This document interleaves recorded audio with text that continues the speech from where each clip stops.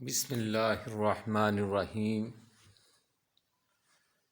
حدیث مبارکہ حدیث نمبر 4823، مشکوٰۃ المصابیح، رواہ بخاری و مسلم۔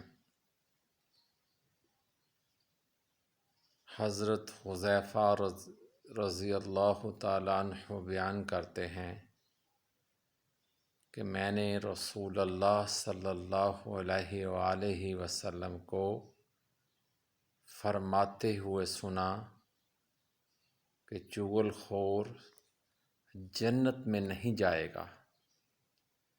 اس کے اوپر تمام جو احادیث کے امام ہیں وہ متفق ہیں۔